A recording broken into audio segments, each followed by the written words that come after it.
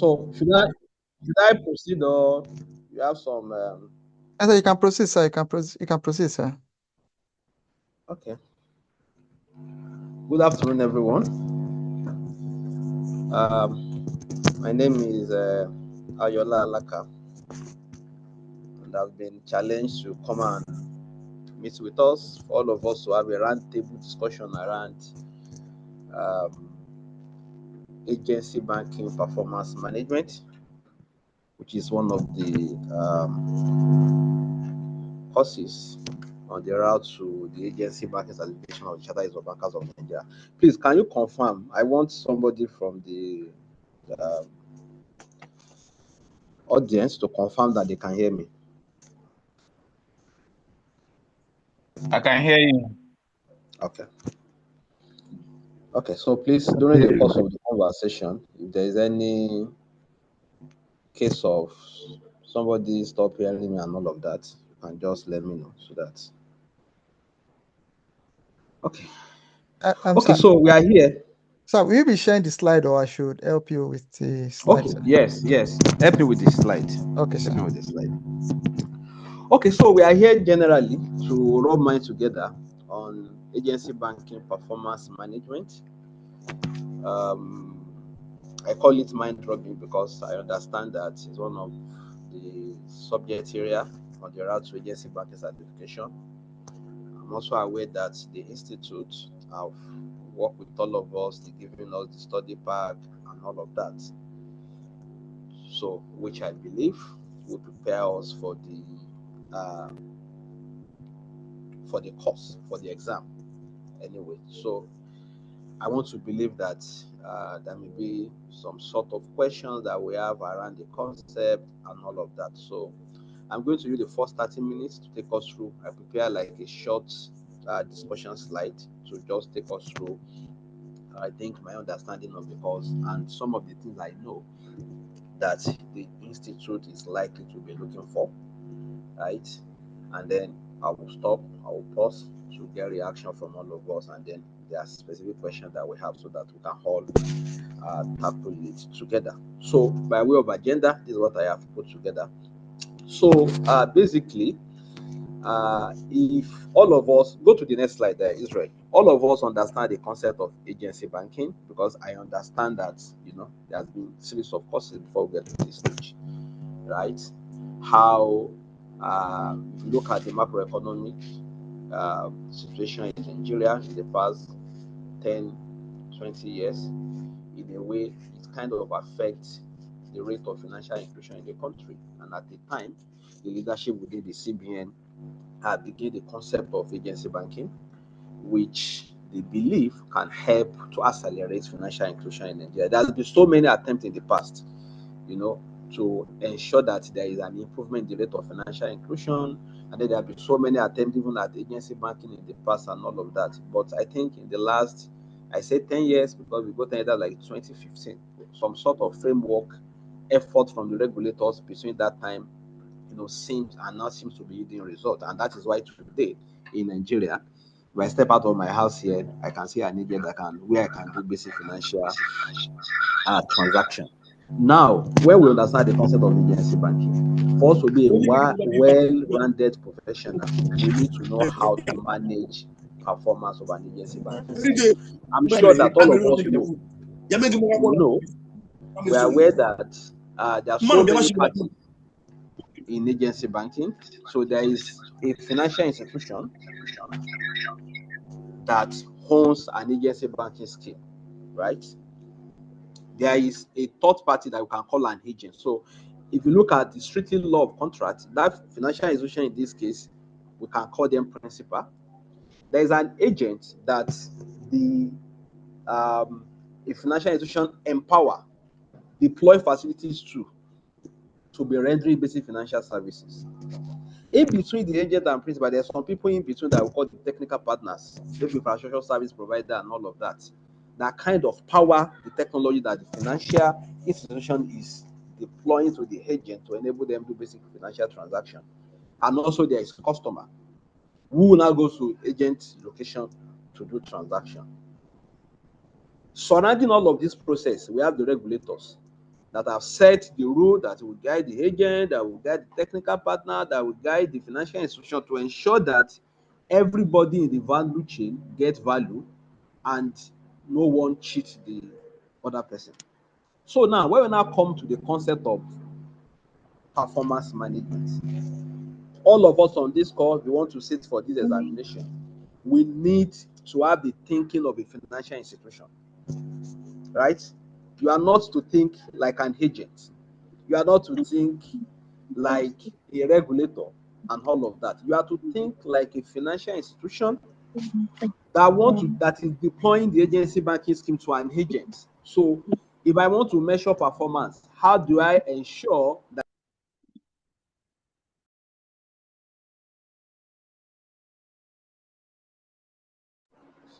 So as you are taking position of a financial institution that has a duty to ensure that the agents transact, the agents are happy, the customer at the agent location are happy, the technical personnel are doing what they are supposed to do, and also that ensures that that everything that you are doing is in line with the dictate of the regulator. Because if you know, as a financial institution, if the regulator should come, if you run foul of any of their processes, they can come to you and retrieve their license from you. That way you're unable to perform, to carry out agency banking services. So I think it's important I let you understand that the thinking, you are not to think like an agent. You are thinking, you are wearing the cap of the financial institution who is responsible to ensure that all the parties do what they are supposed to do. And as a financial institution, maybe you want to make profit from the scheme.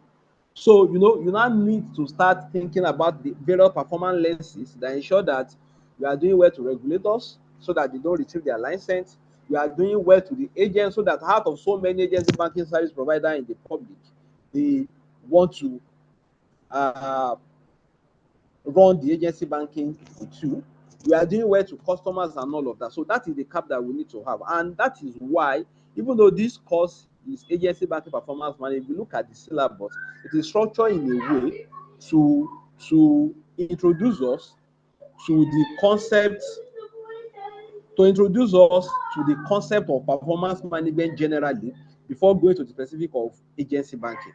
So if you look at it, so the first thing in the module is management information system, theory of performance management, agency banking performance management itself, and then the project appraisal. So the first and the second item is to actually prepare us generally on the concept of performance management, because as a well-rounded professional, we need to first of all understand broadly what performance management entails, how the organization do performance management, before we now come back to specific of to say our own focus area is agency banking performance management. So in a way, the sequence is such that you understand the concept of management information system, what are the different theories around performance management, because again, there are so many ways to measure performance. And the approach of organization A may be different from organization B depending on what work for them or what they're actually trying to achieve, right? And that's why it is important, and that's why the syllabus is structured to in a way that exposes everybody to all the theoretical framework around performance management. Then we now go to the agency banking performance management itself and the concept of the project appraisal. So Israel, please let me move to the next slide.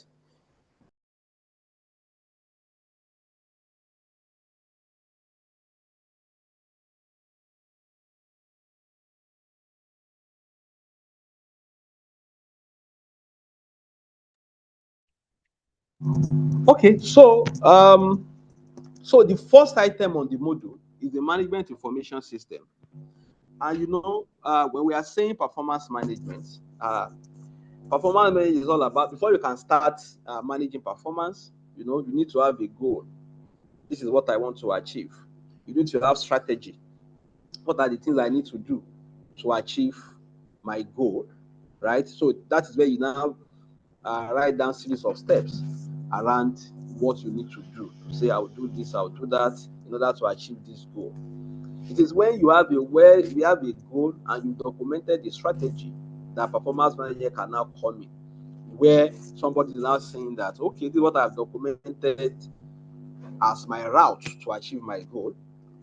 Performance management is not like you are now measuring to ensure that what we are trying to do is in line with what we want to achieve. Because even after you put down your strategy, you know, when you are trying to, in the course of actualizing those strategy, you know, if you are not measuring performance, your strategy can actually lead you astray. It can lead you to maybe you come up with that strategy in January and you are following it. Maybe by March or by April, the market has moved and you are still working with that strategy. By December, you are not likely to achieve your aim, right? However, performance will enable you from time to time. You are checking. Let's say you are saying that, oh, as an agency banking service provider, I want to take over the market and I want to, maybe currently I have 10,000 agents. I want to have 200,000 agents there. Power management will now say, okay, you have 10 now, you want to have 200,000. That means that you need to onboard 190,000 agents within this year. You now break it down your strategy. How many of these agents will I onboard in January? Will I onboard in February? And all of that. Then performance will not come in. On monthly basis, somebody is now checking. Oh, we have to do 10,000 agents every month, for example. Are we achieving the 10,000? Right? If you are achieving the 10,000, performance is on track. Are we not achieving the 10,000? Maybe instead of 10,000, we are doing 5,000 every month, right? It means performance is off track. So somebody will not diagnose to say, why is performance off track? If you know why performance is off the track, you can now start telling management to say, oh, our performance, we are supposed to be doing 10,000 and we are doing 5,000. What is causing? Is it that people out there are not interested in doing the agency backing again? Is it that we are finding it difficult to recruit agents?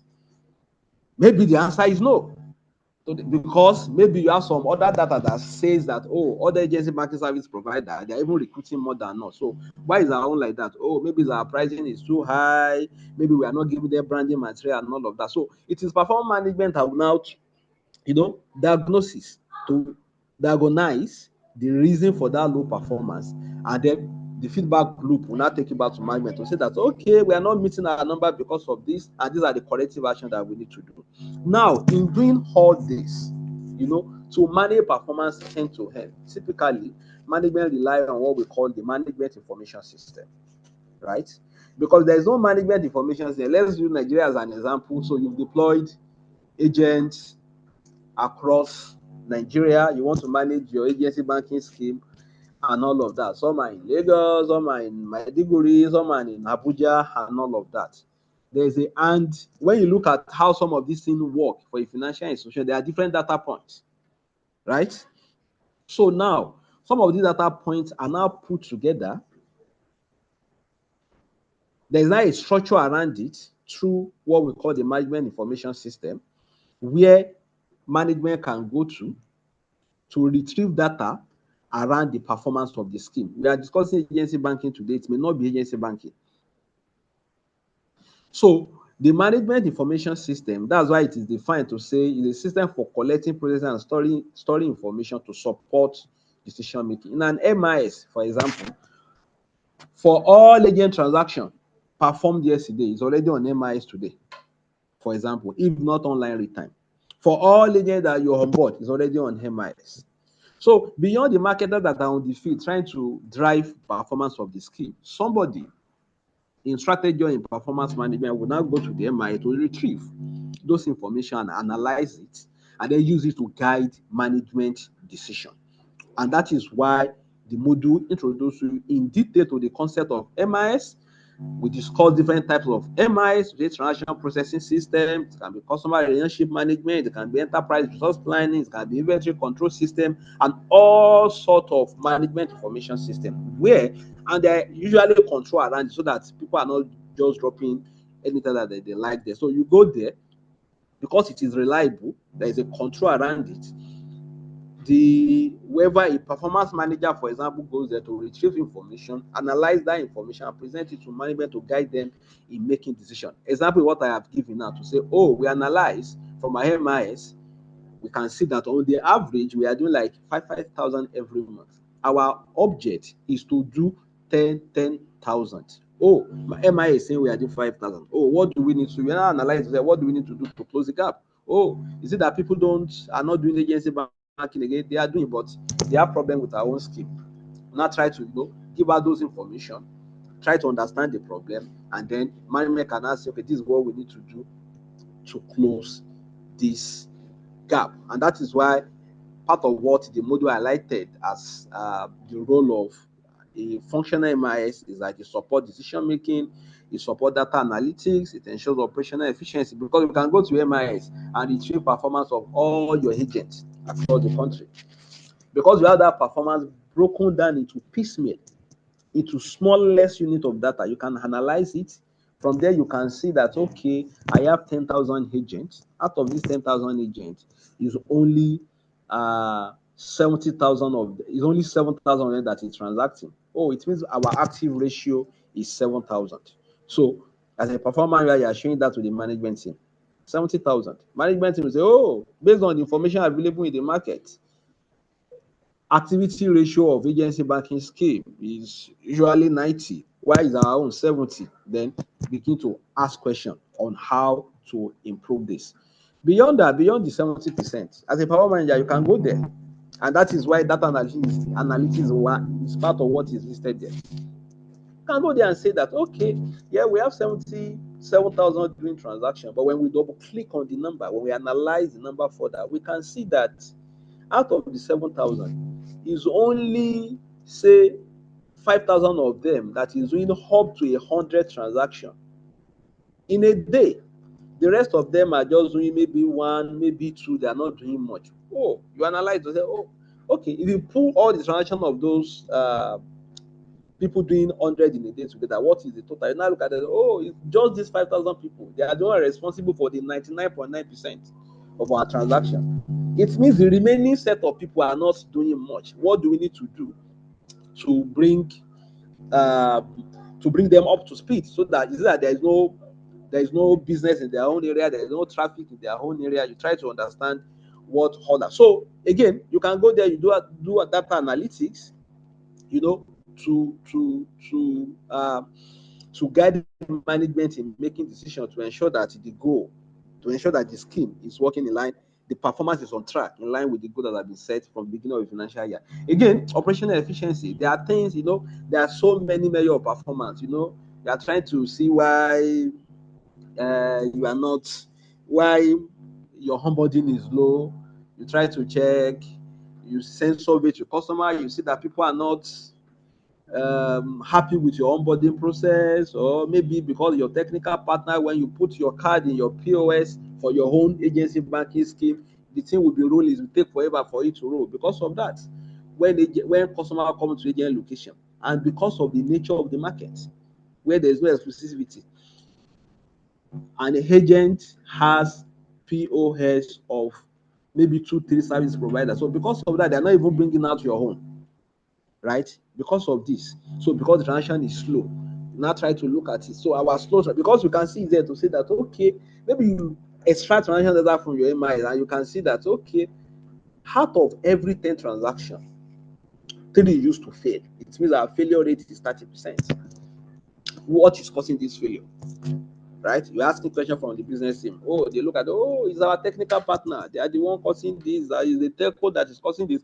Whoever is causing it, try to dare to say that, okay, we need 100% transaction success rate, because some of these failed transactions is affecting the agent, is affecting the customer, is affecting the agent. Because of that, our scheme seem not to be competitive again in the market. So that is why retrieving data from MIS, having a functional MIS where you plug in all your data as an agency banking service provider, is very, very important, because from there you can retrieve a reliable information on how you can improve your scheme and to support decision making to improve the scheme generally. But again, as good as MIS is, there are some limitations around it, right?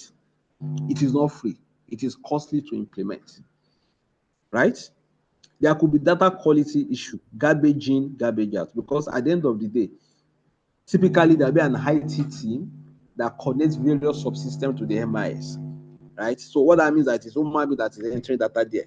So it is important that the right set of data are there, because if wrong data, and that is why typically for most organizations there used to be a strict control around data that is going into the MIS, the Management Information System. Again, if you, in any organization today, you say you want to implement MIS, naturally people will be resistant to change. Maybe because you don't have MIS before, and then you have managers here and there, or you have, let me speak the word of agency marketing. Maybe you have aggregators, you have state coordinators that the one providing you information, and they tell you, oh, I am the state coordinator for your state, right? And whatever I am saying is what management is working with, right?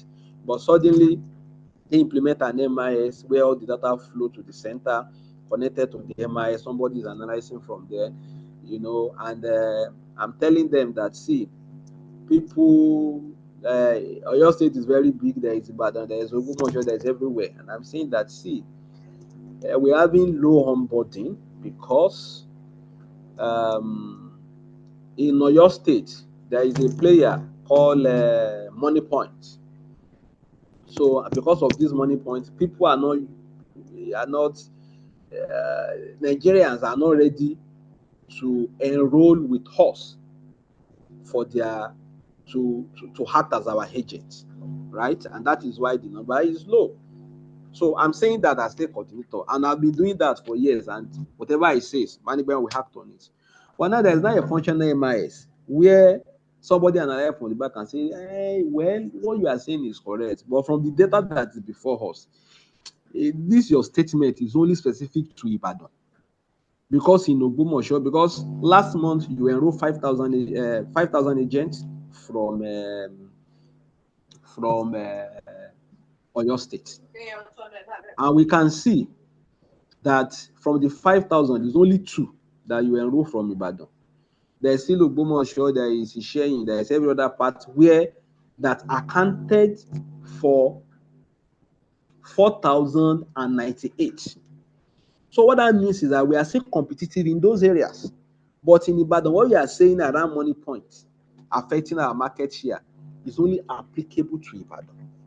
In a way, I'll feel like, oh, so there is now one MIS that is saying that is showing a trend that is making what I'm saying not easy to be. Because of that, people, try to be resistant to change when you want to implement an MIS. So that's some of the things. So as we are preparing for this course, it's important we understand what is MIS, what MIS serve to do, and some of the limitations around implementing a functional MIS. Next slide, this one.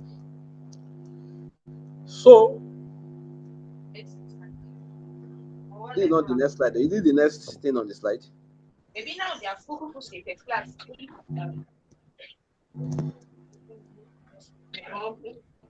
Yes, performance management theory. Like I mentioned earlier, the module also introduced us to the concept of performance management, right?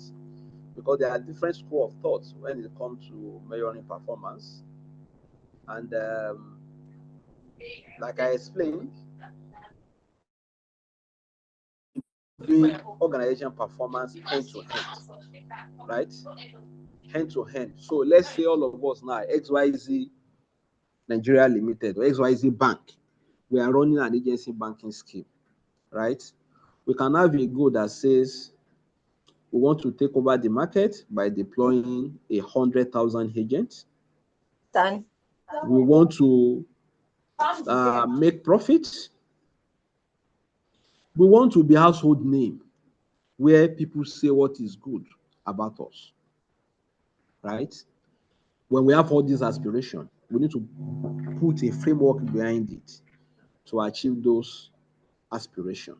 What that means is that we are going to invest heavily in marketing to ensure that people know us, to ensure that we communicate our unique value proposition to the market, right? We need to ensure that our system uptime is very, very high so that when customer comes to our agent location, their transaction is fast, right? We need to ensure that our pricing is competitive, but it should not be competitive. We want to ensure that it is competitive, but it should not to be set so low that it will affect our profitability objective. right? So when you look at some of these things, you see that, okay, our goal is a combination of financial and non-financial aspiration. Because if we are only looking at financial profitability, but we are saying that we want to be household name.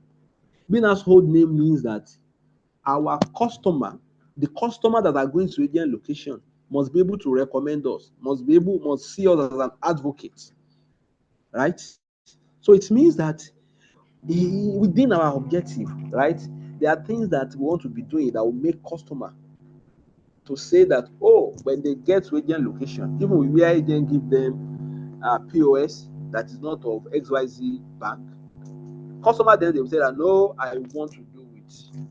Don't you have POS of XYZ bank? Because maybe we've done something around, customer knows that in case there's a fake transaction, if it's XYZ, transaction will reverse immediately. Customer knows that, okay, maybe for XYZ, beyond the fact that the agency banking, there's some social responsibility that they are doing in our area and all of that. So what that means is that our objective is a combination of financial and non-financial.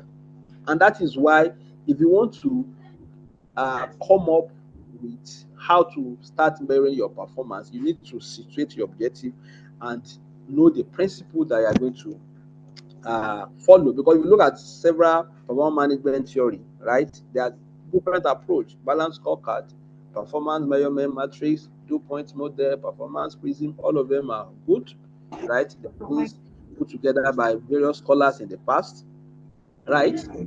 But whichever one you want to follow, right, is a function of your objective at any point in time. The most popular one for this current in this modern age is the concept of balanced scorecard.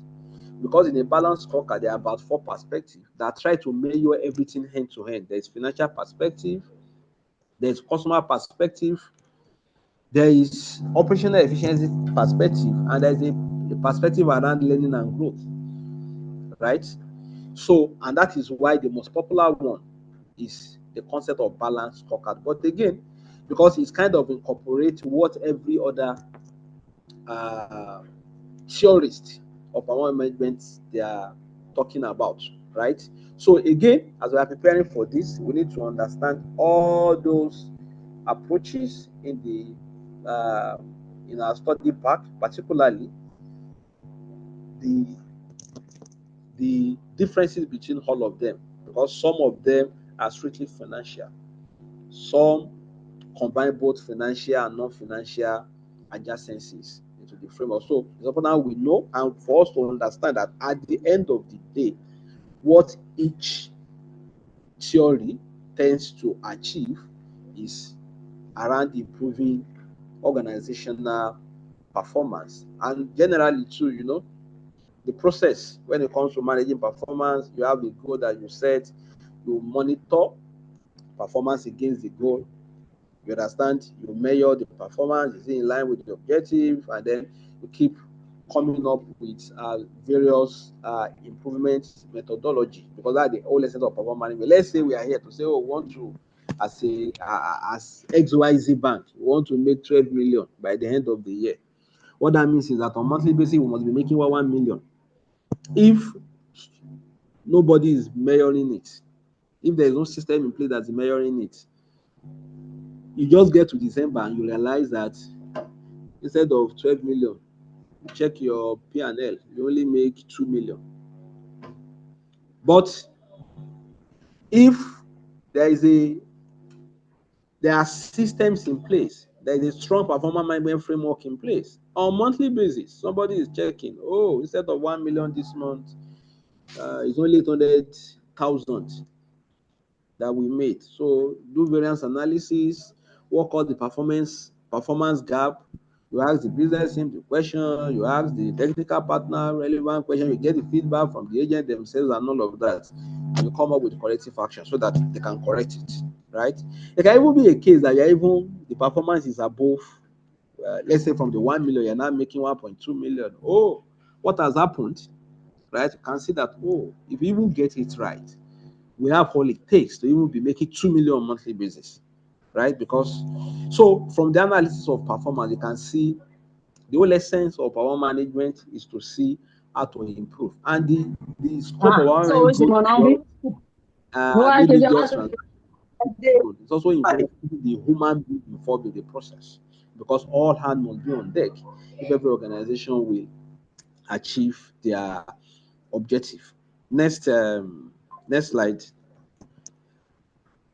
So I think I touched on this already. The concept of balance scorecard is the most popular power management tool, and it's because of its integration of four perspective. Typically, if you look at the agency banking scheme today, I told us initially that we should wear the cap of a financial institution. In a way, as a financial institution, we want to make profit from our scheme. If we are deploying resources and all of that, let's say the cost of our resources is 1 billion. We want to, at the end of the year, ensure that we make our 1 billion, we cover our costs, and also even make some sort of profit. So we may have some financial objective. So the balance scorecard allow us to define some metrics that focus on financial. Customer, again, in agency banking scheme, there are layers of customer. Your first customer is even the agents themselves, right? So how do we ensure that our agents are happy with us?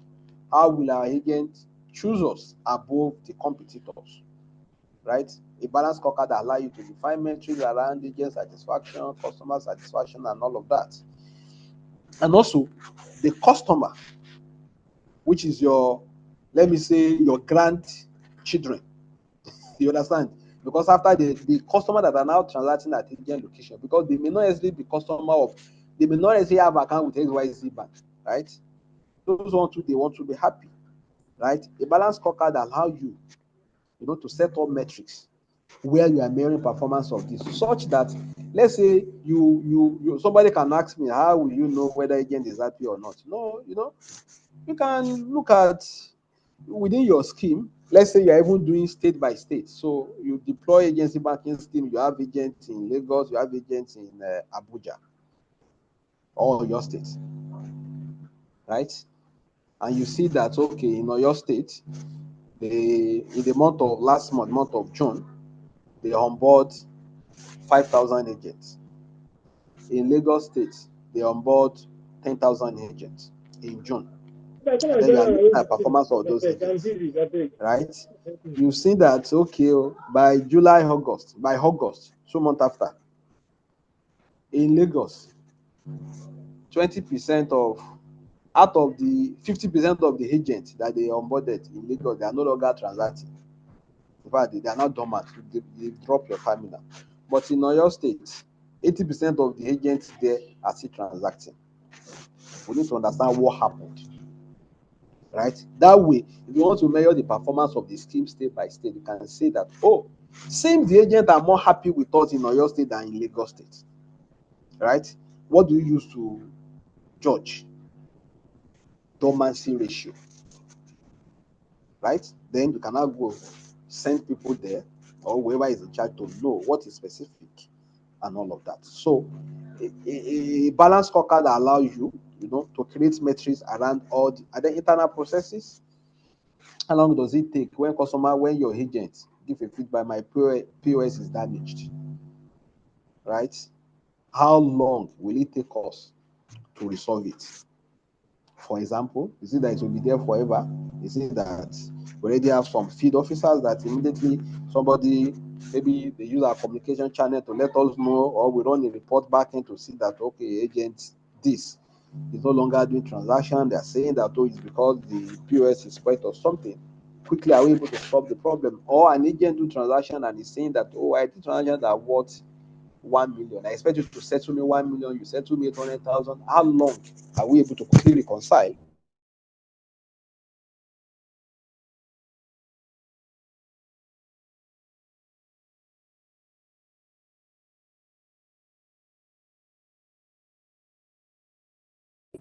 And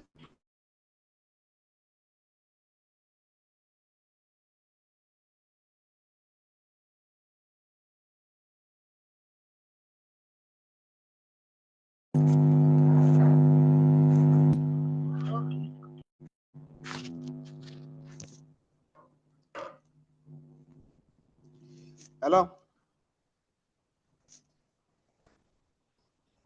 Israel. Can you see hear me? Yes, I can hear you, sir. Okay. So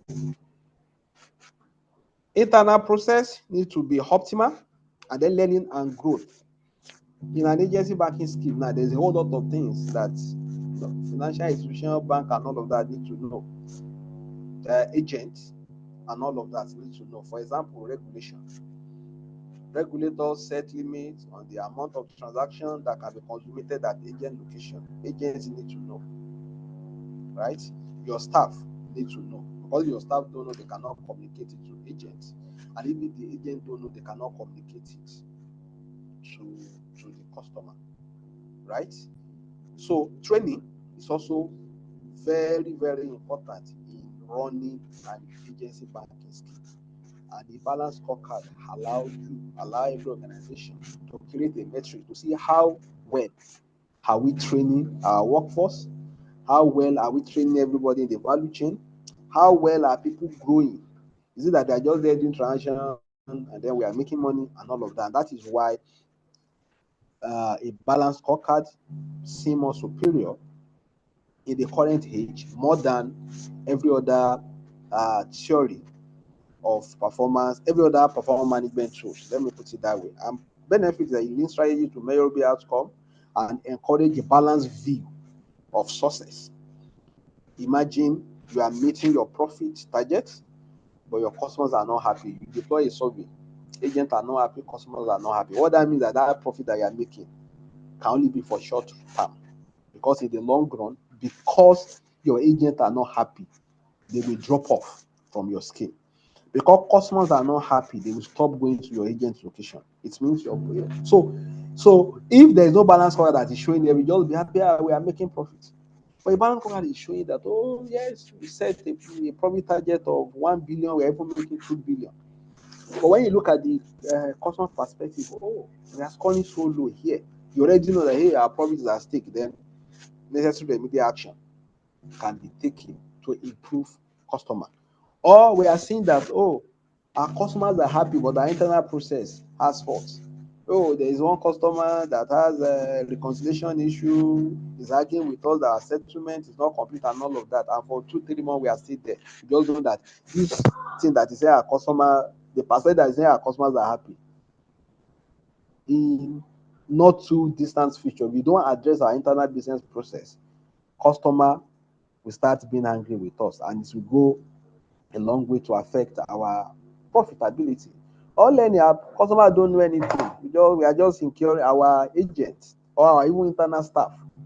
You know, they are not aware that CBN has released a circular that says this is how transaction should be processed, that says these are the limit of transaction. Because of that, when auditors come, when CBN auditors come around to check our book, we are always incurring regulatory infraction. It means that the going concern of our business is at stake, because regulator can just come anytime and seize our license, right?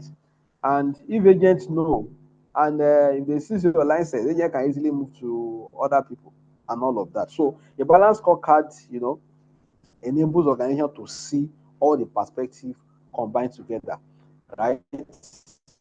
And to use it effectively, it means they need to set up full KPIs along each of the four perspective.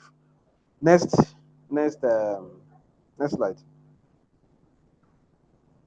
So now this is the where we are going to managing agent banking performance itself, right? Agency banking is all about extending banking services through third-party agents. So that's why financial institutions, if you look at it strictly from the law side, they are the principal, right? So in Nigeria market today, there's a Money Point, there's an OP, there's a First Bank that are into agency banking business. All those guys, we can call them principal. Why they are agents on the field, all those small shop on the field, they are the agents, right? So all those banks, they are extending their services to Nigerians through those agents, right? And for them to achieve, and that is why the agency banking stakeholders, right, are what I try to summarize on this field. The bank, financial, all star financial institution, the agent themselves, the regulator, the customer. There's some people in between self that I call technical partners in my own view. Because at the end of the day, some of those infrastructure that bank use, they too work with some other partners. If you want to measure performance of agency banking scheme, you have to measure performance of all the stakeholders. Because if one stakeholder drop the ball, you are not going to achieve your objective. So, who are the stakeholders? Typically, stakeholders are people that can influence or can be influenced by the scheme, right? So, you need to understand who the stakeholders are and ensure that you are managing the performance, you are monitoring the performance, the dictates, what every stakeholder wants. You are managing their needs for your own agency banking scheme to be successful, right? Next slide. So now, what are the agent banking performance area? I think I've talked so much about agent onboarding. You need to know how many agents do I have. On monthly basis, you are checking it against your goal. Then, what is the activity level? How many of the agents that I have are doing transaction? Because we have agents that they're not doing transaction. You're only playing. Because if they don't do transaction, there's no how you can make money. And there's no how you can even pay the agents, right? Retention. How many of the agents that I onboarded 3 years ago are still transacting with me? For example, it's also that's why agents acquisition and retention is an important performance area, because if you are onboarding agents 2-3 months, they drop off, you onboard them before they choose, they allow you to onboard them. It means they have intent, to run an agency banking program. So by the time they are now dormant in your book, it means they move to other service provider. For your own scheme to continue, you need to have things in place to be able to know the agents that are churning, right? And be able to come up with corrective action to bring them back on board. Transaction volume, right? What are the volume of transactions that your agents are processing? As an agency banking service provider, you should be able to know, in fact, on monthly basis, what is the volume of transaction am I expecting from my agency banking scheme, and how do I do to keep improving on them? In fact, you should know per second. I know some organizations, they will tell you that, oh, we are processing over 10,000 transactions per second, right? Because they know they've deployed resources, they've deployed true technology that ensures that even when people are sleeping, transaction is still going. So you need to understand your transaction volume, right? And value, because it is when you are monitoring it that you know that transactions are declining. And once they are declining, this is what we need to do. So immediately you escalate to management. When it is declining, management will escalate to other people, the head of technology, the head of marketing, the head of customer experience, what is happening, and the transaction is dropping. On month basis, we did 1 million in January, in February it dropped to 800,000, in March it dropped to 600,000, like that. It means there's a problem. We need to quickly address this gap. And that is why transaction volume and velocity is another performance area that we need to check. And when you are checking that, you're even doing geography comparison, right? Because agent banking market is very, very competitive, such that there's some player today, I can tell you for free that, oh, they are only strong in, let's say, in the northern part of the country, right? When you go to the southeast part, there's another player that they are the one dominating that. If you come to southwest, you need to be able to analyze this, and it is your transaction volume, agent on board, some of the performance areas that will show that clearly, and then you're able to, a power management team is able to now bring this to the attention of management, and management is able to craft strategy to deal with agent, to deal with customer based on their geography. For example, customer satisfaction, how happy are the agents? How happy are the end users to our scheme? Why are they not happy? Why are they happy? What do we need to do to maintain?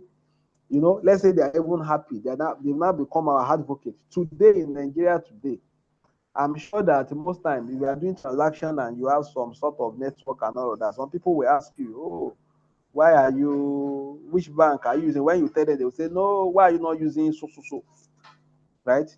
Because that so that they mentioned, right, has helped them so many times. And they now have the belief that their own network cannot fail, for example.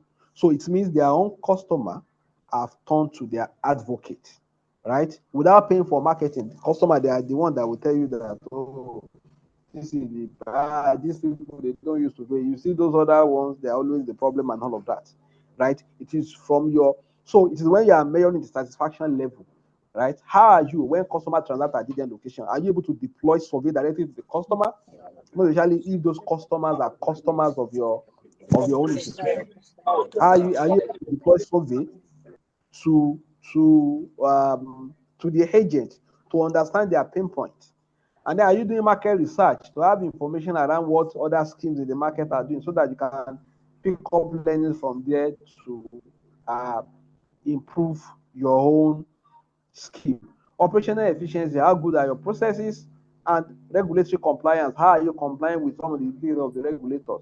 Regulators, they've defined transaction band, they've defined transaction fee, they define, in fact, some of the things that need to be put in place back end technologically. How are you complying with all of them? So those are the key performance area. And I think the study pack that we have did justice to all these areas. Let's go through them so that we understand them, because at the end of the day, by the time we are faced, whether we're in the exam hall, whatever scenario anybody is giving us, we revolve around most of the things that is already in the study pack. Next slide, Israel.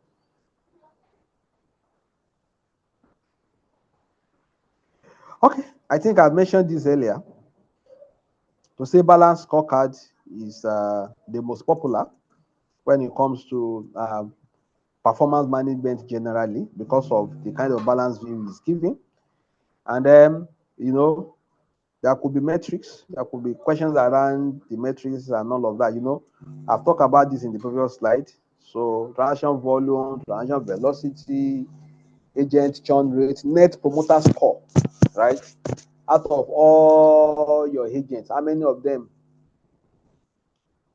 are ready to promote you, to say that they can recommend your scheme to other agents and all of that? These are some of the metrics that can be created, and so many of them, right, to measure performance of your agency banking scheme. Don't forget, when you are in the examination question, remember that you are wearing the cap or the financial institution. So anytime they ask you any question, just know that you are agent banking service provider. You are not the agent, you are not the customer. So you are the agent banking service provider. So your thought process should start from there. Then you're able to tackle the question before you. Next slide. Okay, so the last topic in the module is around project appraisal and project management.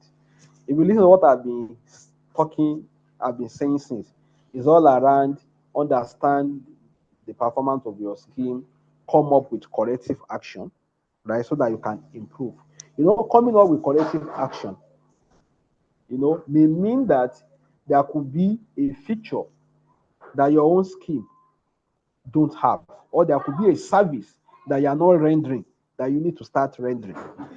Adding those features, adding those services may require some sort of project that you need to implement. For example, maybe at your own agent banking location, when you start, customer can only do cash withdrawal. They can do cash deposit, cash withdrawal, and all of that. And suddenly, because there is competition in the market, suddenly, maybe they introduce a card scheme in the market. In Nigeria today, the most popular card that we have in circulation is maybe a Verve, MasterCard, and a Visa card. So maybe as part of the performance management process, you realize that your transaction is dropping, in a particular state, maybe in Abia State, performance is dropping. When you try to check, you realize that, oh, when you now check your performance, then you see that you have a whole lot of fake transaction. You now check, most of this fake transaction is coming from certain. Okay, let me put it this way. You now realize that people in Habia, they're now using half free go, which is a new card scheme in the market. You now notice that, okay, is it that these customers are not coming to my own agent location? They are coming, but anytime they put the average go card on our own POS, it's not working, it's declining. Because as at the time you configure your POS, you only configure your POS to accept either MasterCard or a Verve card or a Visa card. So suddenly you know that, oh, Afrigo, so maybe Afrigo have partnership with Abia State government. So why there are so many people in Abia State that have Afrigo? Okay, the point there is that Afrigo users are unable to know that as my agent location. So you need to quickly fix that. That may involve projects. And that is why project management is part of this module.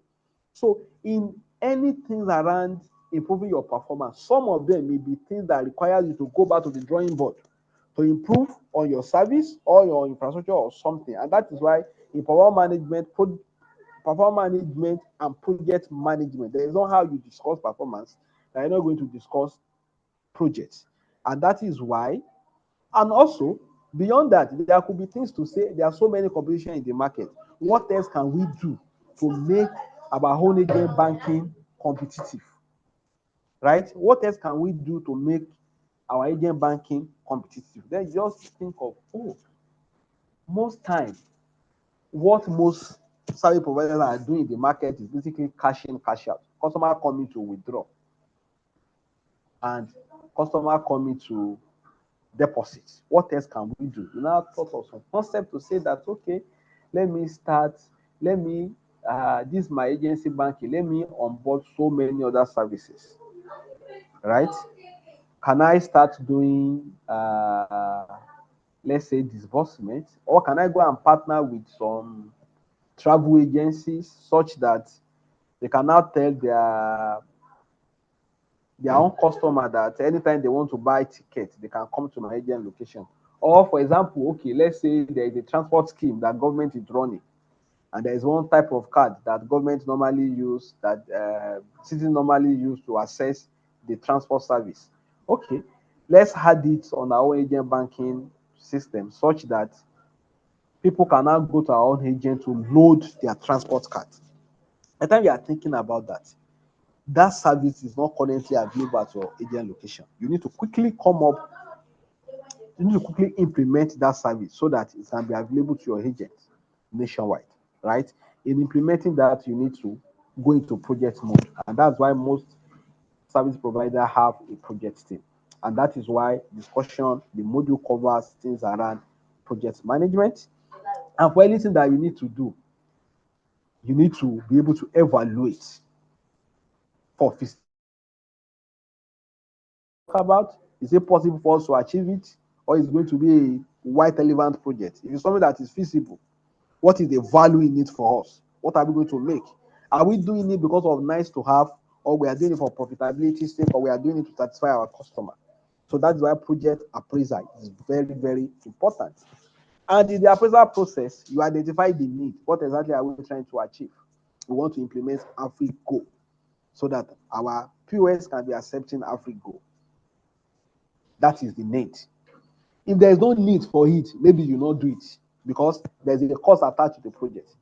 But if there's a need, why are we implementing AfriGo? Because our survey already shows that we have 1 million AfriGo user in Hana.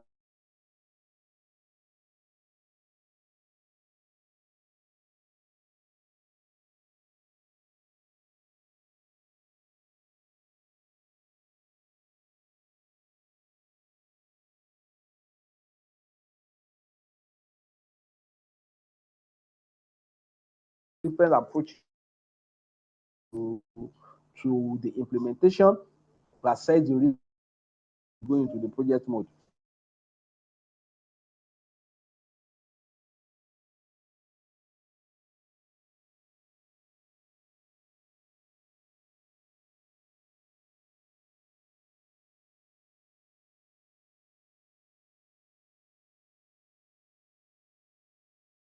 a life cycle about initiation. This is what we are trying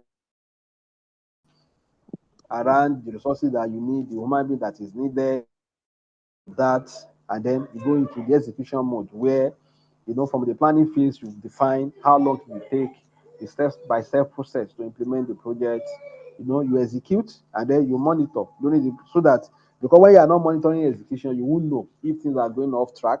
And then at the end of the day, you close, document the learning so that the next time when you have to implement things like that, you're able to do it faster. Again, because the institute don't want us to have a close, want to expose us a bit to say that, okay, yes, there are project management, there is something called project management and appraiser, but again, there's a whole lot of methodologies around um, managing projects. That's why there's a bit discussion around a bit, because it's not detailed, but at least what is needed for this level of examination, to say the methodologies around um, managing project, waterfall, agile, and all of that. So we just need to read briefly on it so that we have basic understanding of what each method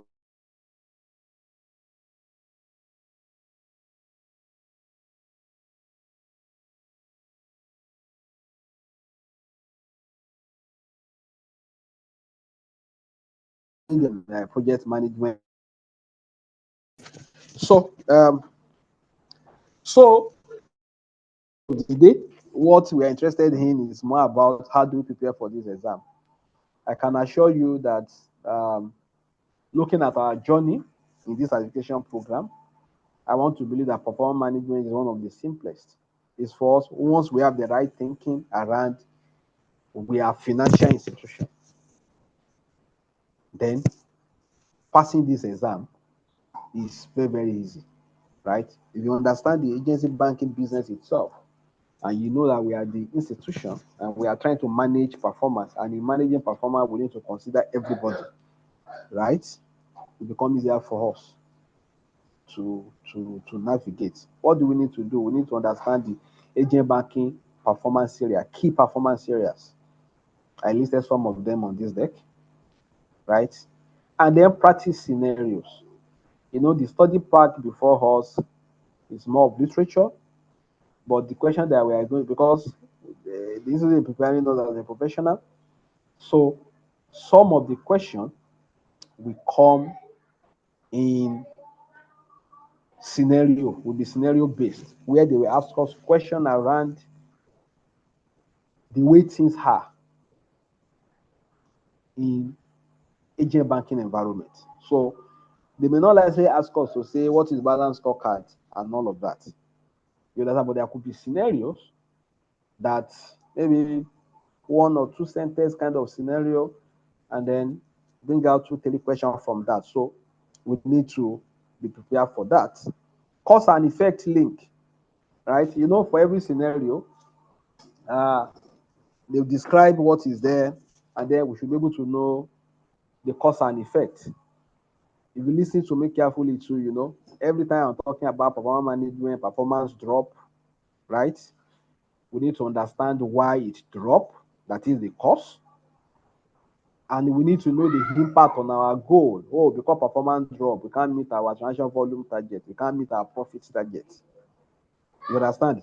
For some of the concepts discussed, we need to know the benefits and the drawback. I talk about the MIS. It's very, very good. It supports decision making, right? And all of that. But there's some drawback too. It may be difficult to implement. People may resist its implementation and all of that. We need to know that. Transaction metrics, cost management. Most time, because this is a scheme, right? So we need to also understand how to manage costs, because there's no anytime there's conversation around profitability, because the end goal of every scheme is to make profit, that the conversation around cost too will not be coming up. You need to stay focused, no regulatory requirements, right? You need to know regulatory requirements, and as much as possible, study past question so that it can also help in help your preparation. I'm sure you know that the way the question is structured, there is a part of it that is scenario based. There's a part of it that is, I think, about 20 question is going to be like a true or false kind of question. In fact, for the true or false question, I expect everybody to be able to get everything there, because if you read through the pack itself is less than 100 pages, right? And even within the pack, there's some questions that we can study, can review. If you look at the real course, the real part that we need to read it, that is really the literature in the pack, maybe it'll be around 70 pages, right? So if somebody extracts some sort of true or false question from there, I think there are things that, and there are simple questions that people should be able to get. So it's going to be 20 true or false question. There's going to be, I think the scenario is what we feel like 48, right? So each scenario we have three questions, right? And then there will be another 32 objective question where there will be statement of facts, and then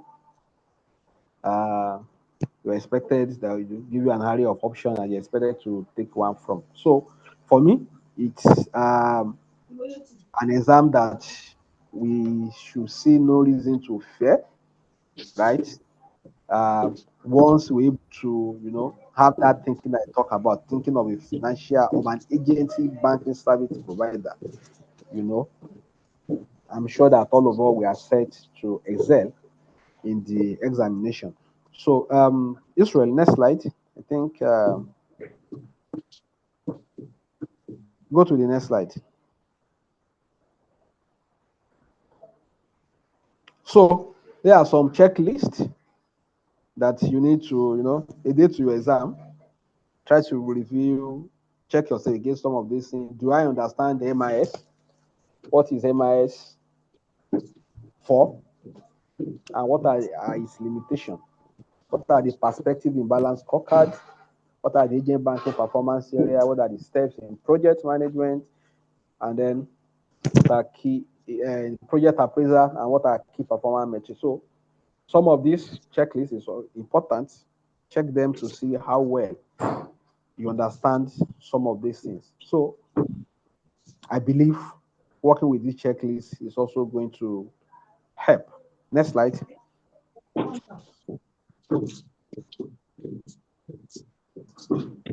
Okay. So scenario. Look at this. A bank notices many agents have stopped transacting despite high traffic location. So our agents are in Balogun market, where there are so many people who are doing transaction, and we notice that some of our agents in that location they stop doing transaction. What key performance area should the bank quickly investigate? Right? Option: agent activity and retention, agent onboarding process, customer satisfaction. So who can attempt this? Who can? Good afternoon. I'm Joseph. Customer satisfaction. I think so. Customer satisfaction. Okay. Any other? I supported him. Customer satisfaction. Okay. Any other option? Agent activity and retention. Any other option? Agent activity and retention. Okay. Now, agent activity and retention. okay. So we have three people that say agent activity and retention. Two people say customer satisfaction. So from those that says customer satisfaction, somebody should explain why. And one person from the agent activity and retention group, somebody should explain why.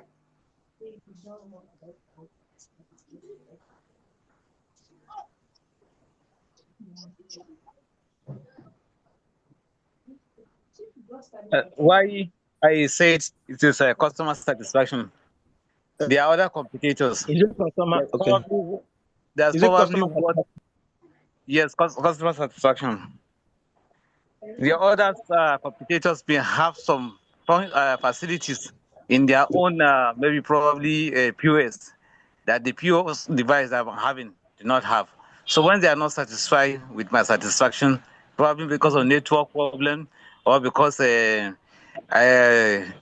cannot check their balance, and while other devices they can use them to check their balance, definitely they'll stop coming to my place. They'll go to where they can check their balance before they can even withdraw their money. So that's why I go for customer satisfaction. Okay. And again, Thank you. in supporting, hello, can I continue? Continue. Okay, I'm also of the opinion for customer satisfaction. Now, in this, looking at the scenario-based question as it stands, that means there's a traffic, that means there's a market. We have identified that agents at activity and retention is not really the problem because agent is already present. But as a result of the location where these persons are serving, the agents, traffic is there, but patronage is very poor. Hence, that customer satisfaction is what brings about the poor performance at that point in time. Hence, customer can be switched to another agent who will deliver. Okay. Thank you. Oh yeah. Agent activity and retention. Hello, sir. Hi. Hello, sir. Go Hello. ahead. I'm thinking the customer satisfaction covers the remaining one. So it should be customer satisfaction. Okay. So somebody mentioned agent Yeah. activity and retention. Can't the person explain one of the, I think about 3 people mentioned that. Explain why they feel agent activity and retention is the answer. I supported that point because already there's traffic in that area, and we have some agents. The way they do their things, the way they do their things, maybe high charges and this and that, and not always available. You understand? Or putting somebody that is not knowledgeable to handle customers. You understand? So people that comes to that stand at that particular point, when they come there, they discover that maybe it's a small girl that is there or a small boy that is there, they will they will have to switch to where they are matured operator, and at the same time, first impression lasts longer. When they get there, maybe they were not properly treated. You understand? They may not want to go back there again. That's why I supported agent activity and retention. Okay. Thank you. So I think we are all right. However, there can only be one answer, and I deliberately put this because it's not straightforward. Just to not because our exam question is going to be like this, but to um, stretch the way we think, and that's why I say, but everybody, this thinking is right, right? What everybody's argument is very, very right. And assuming our exam is exam of where we are writing essay to say justify and all of that, so everybody is able to articulate their point, and the examiner will say, "Oh, you are both right." Some questions are put that way, but for a multiple choice kind of question, there can only be one answer, right? In this case, if I am to choose, if I'm sitting for this exam, right, I will go for agent activity and retention. And why I will go for it is that when you look at what is here, if we open our thinking broadly, we can always justify why all of them could be the reason, right? A bank notice agent has stopped. Regulatory compliance, so maybe CBN people went there to harass our people and all of that. It's cool. It could also be that, and we can be right. Hey, customer satisfaction, customers are not happy and all of that. Agent onboarding process. Oh, maybe when they onboard those agents, We delay them. So before we could finish our own onboarding, it's taking 5, 10 days.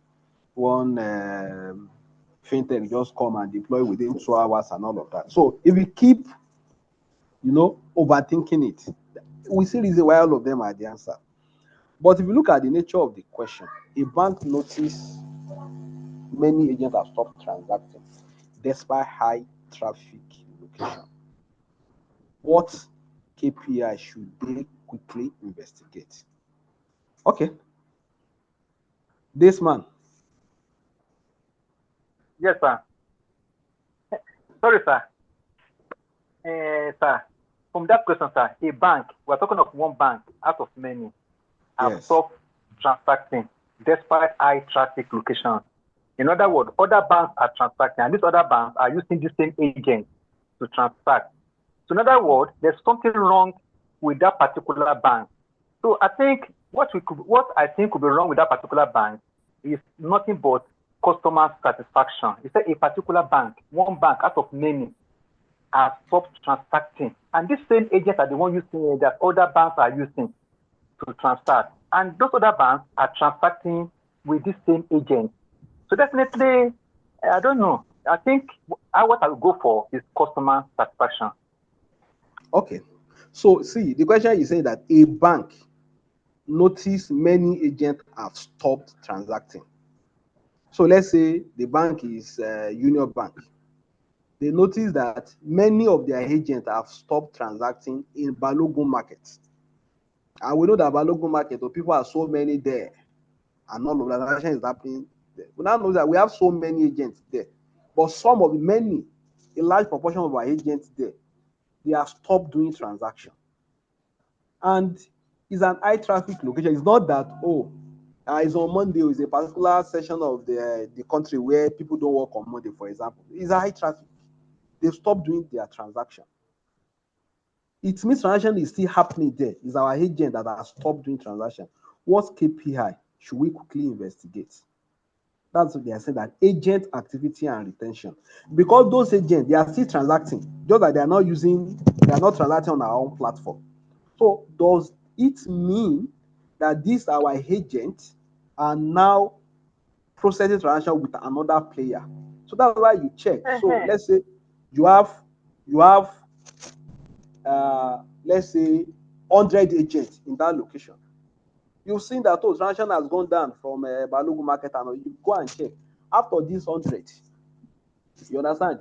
It's only 20 people that are doing transaction, 80 are not doing that transaction. It is your agent activity and return that show you that, is it that we have lost this 80? You immediately send out the name of the 80 to your field officer to go and engage them to know why it is happening. Because this question that says despite high traffic location already indicates that transaction are still happening there. But maybe you're unable to retain. Don't forget, in agent banking business, in agent banking scheme, you as the bank, as agent service provider, you are not controlling the customer. The people that you are controlling is the agent. In fact, in real sense, your immediate customer are the agent, right? The user that is using card at POS is your grand customer. Let me put it that way. You understand? Because you're unable to tell customer. There is no bank in Nigeria today that will say, you can, if you are using First Bank, you can only go to First Bank agent location. And there is nobody today. Most time when you get to agent location, you use whatever POS has been given to you. You are unable to choose to say you demand and say, give me money point or give me OPay, you are just there to withdraw your cash or to deposit whatever they give to you. So in real sense, as the player, your real customer, your own first level of customers as a financial service provider is first of all the agent. So in a way, why I agree with the thinking of to say somebody is not satisfied, that person that is not satisfied is the agent. Because they are not satisfied with you, they stop using your POS and they are giving the POS to another person. So this, I definitely put this because it's not, in normal examination condition, you are going to be given questions that are pretty straightforward, right? But I just want us to have conversation, and that is why I put something, and I am happy to the fact that all of us were able to think, stretch our thinking. I agree. Customer satisfaction is going to lead to decline in transaction, right? I agree. In fact, everything here can actually affect transaction. You understand? So that is about it from me. I think I've taken a whole lot of time to have the conversation, but I believe the conversation worth it. So I want to pause here and allow us to have, maybe there is any question for me or there's some other area in the study pack that we need clarification, so that we can use the remaining minute to discuss that before we call it a day. So Israel, over to you.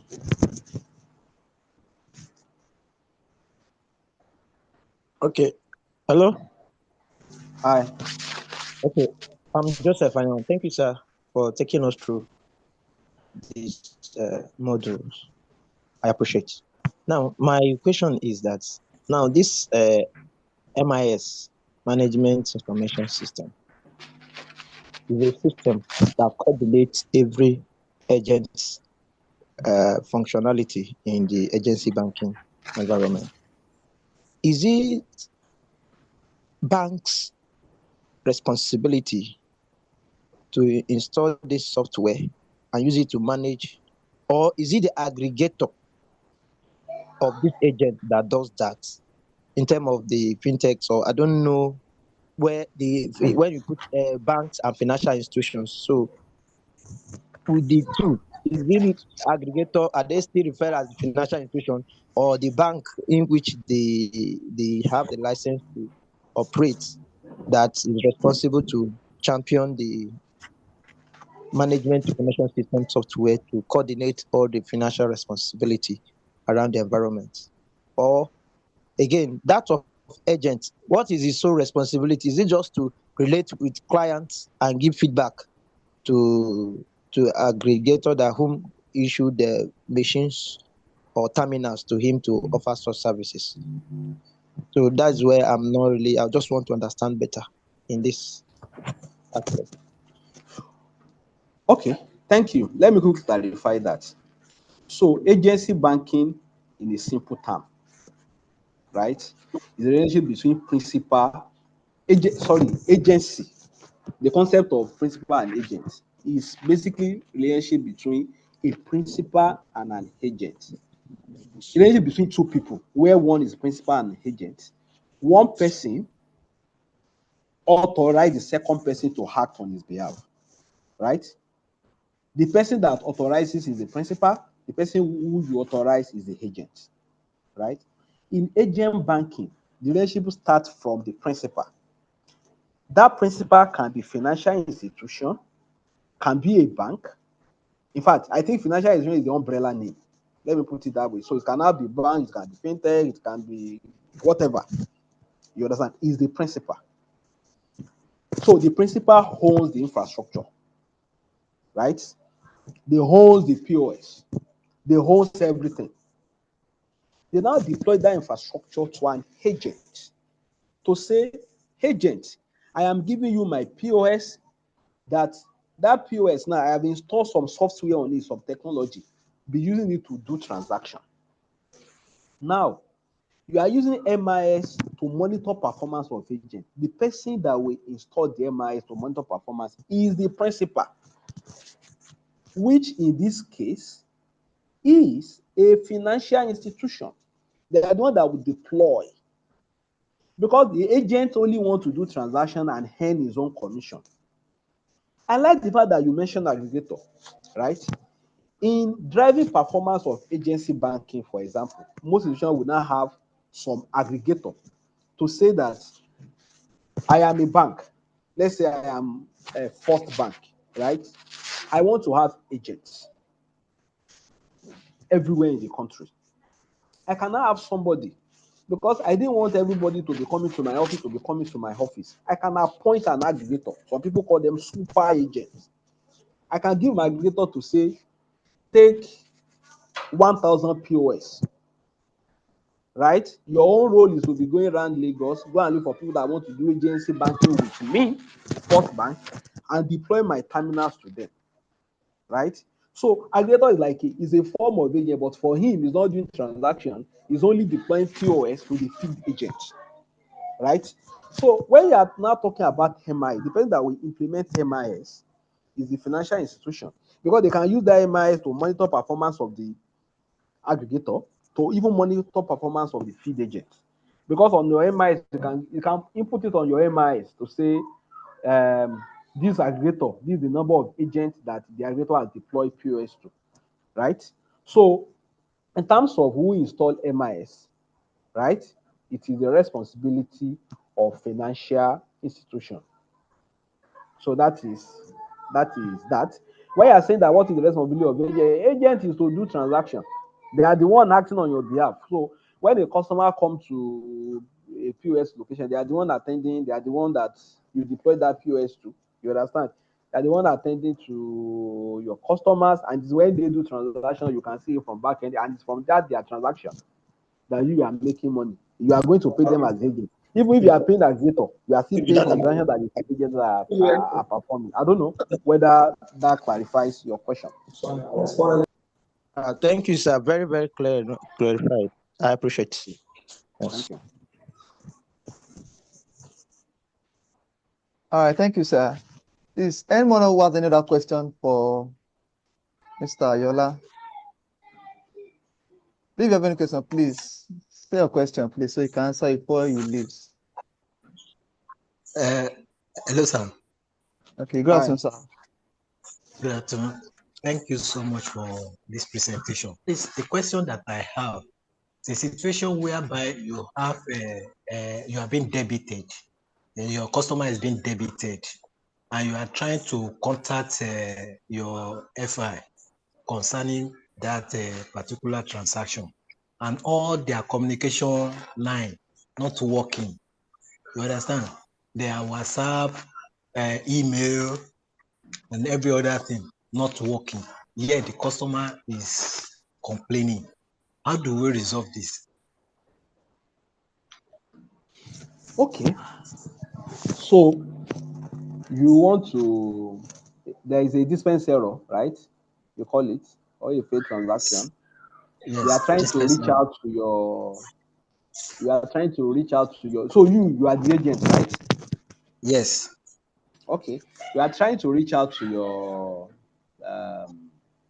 Platform. your financial institution, and all their Yes. communication line is not working. How do you Yes. resolve the issue? So depending on the nature of the issue, number one there is that you yourself, you are an agent, right? Yes. So by Yes. an agent, you're actually acting on behalf of the financial institution, right? So now, Yes.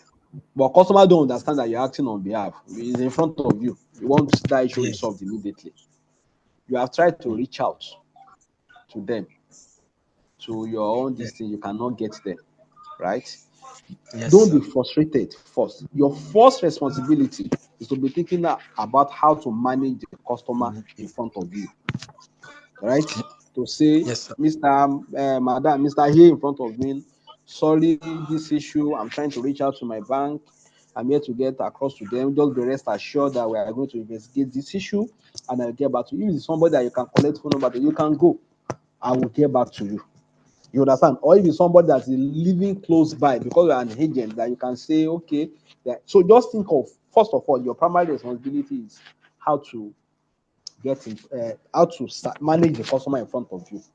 So once you're able to do that successfully, you can now go and look for a longer communication channel. What I mean by longer is that, WhatsApp is not going, phone call is not going, because you too want to solve it immediately, right? They've let you down. That's why you need to manage the customer first. You cannot send an email to them. Maybe it's on a Sunday or on a Saturday that they are not picking call, where you can now express your frustration to them that, see, this happened, I try to manage it and all of that. And when they solve it, let's say after 2 or 3 days, they now read your email, they try to solve it, you now demand from them to say, what do you want to put in place to ensure that issue like this does not reoccur? By the time you are making that demand, they know that you know your rights, and they know that if they didn't do it, you may move as an agent, you can move to another service provider.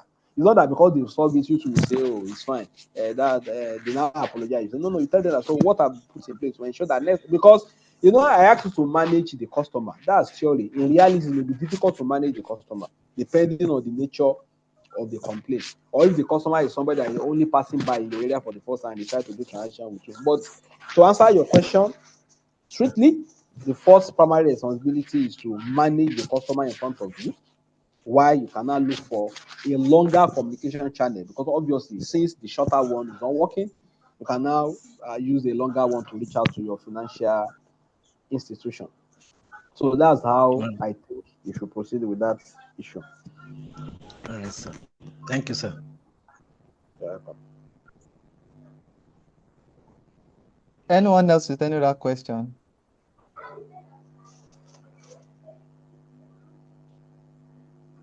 Okay, sir. I think no one has any questions, sir. So I feel we can wrap up today's lecture, sir. So I would like to say thank you very much, sir, for your time and for the great lecture you gave unto us, sir. I really learned a lot, actually. Though I'm not a student, but I learned a lot, sir. Thank you very much, sir. Really appreciate, sir.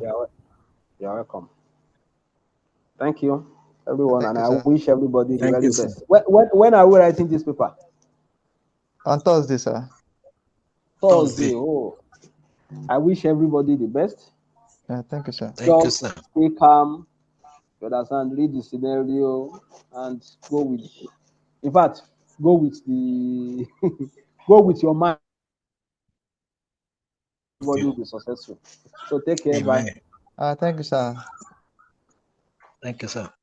So I would like to thank everyone again for joining this class, and I wish everybody best of luck in their exams this coming week. Thank you, sir. Sir. Mr. Israel, thank you. Thank God Just, you. bless Thank you. you, Mr. Israel. I appreciate.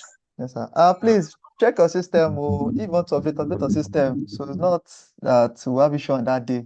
If you need help, please, Uh, I'm available to help, uh, please. Mr. Israel, sorry. I sent a mail to you regarding uploading of docket. You know, the previous one when you are doing the practice test, you Yes, sir. understand? It will get to a point whereby you upload your docket. But presently now, it's not showing that one again. Yes, sir. Okay, this is it. Actually, the exam platform, there've been a lot of change since after last year that almost everybody failed the exam, that they had to do a receipt. So I think it was that Okay. point. So they tweaked some stuff there. So if you want to upload a docket, do the Yes. environmental view after it says capture 360 of your room, and when you say capture yourself, so it's that place you capture the docket. Just it will go. Okay. So it won't take All time like right. the previous ones we've been wasting time on. So they have made All a lot right. of modifications. So if you don't upload, if you don't want to show your docket, you can still proceed to do the exam. Then on the back Okay. end, All right. Okay. Because hello. yeah, can you, sir? Because okay, it's Joseph. Well, this inside they just gave this scenario because I did my practice text. It was I didn't even see where it say I should upload my docket. It was everything was just on a flip fast. Exactly. I was more of this one Just was this so easy. I was I'm just done already. Take the exam. I was this process was so fast. I say wow, this is a very big time upgrade. So and yeah, I the was just previous ones, wow. people Wow. spend like, let's say if you have exam for 1.5 hour, you spend like 30 minutes on just that environmental check, upload Trying of to set dockets. up another. So it's good. Okay. So I think that's why people more complain. So they are like, okay, let us change with this. So when you're doing environmental check and capture yourself, just put the Okay. docket there, snap it, or do environmental check. Let the camera see your table, your docket on the table, then the other side of your room, Okay. and Okay. proceed. Okay. Okay. Okay. Wow. It's all right. So it's not like the video Okay. One that is just okay. take 1 hour using environmental check Yeah. based on exam. Yes. Okay. So please Wow. just Thanks. just check again. If you want to update your system, please update your system. Not to want to check on that day and your system is telling you please update. If your system updates that day, it will take forever. Oh. So if you just check Hey. again for security purposes. Israel, Israel, I will call you. All right, sir, no problem, sir. I'm here, sir. Hello, Mr. Israel. Yes, sir. Yes, sir. Please, sir. I want to plead that all these tutorials, please, the recording, let it be available. Share it with us so that we can still Yes, go through them. sir. I'll mention that. Yesterday when I uploaded it, I had to upload it on the Google Drive or on YouTube, but my network here is very bad, so it will get to half, then stop. So I have to start from beginning again. That's what's causing the delay, sir. Really, so I'll try again after this one. So I'll upload everything together and share the link on the group if network permits me. I'm very sorry for yesterday one. Thank you very much. All right, Thank you, sir. sir. Thank you All right, very thank you, sir. much. Do have a Yeah. wonderful day. Have a nice weekend, sir. And you too. Thank you. Bye. Bye-bye, sir.